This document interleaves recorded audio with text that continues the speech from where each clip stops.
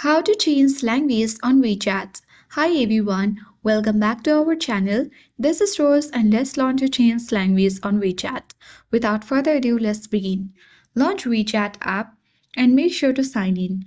Tap on Me icon at bottom right corner to access your profile feed. Select Setting option. Now choose the option of General from the Setting section. Here you will see a variety of options.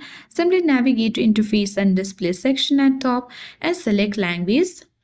Currently it has been set to Auto. You need to select your preferred language that you find convenient.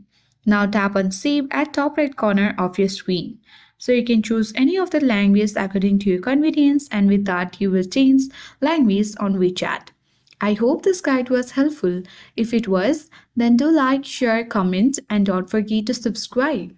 Thank you for watching, and I'll see you in the next video.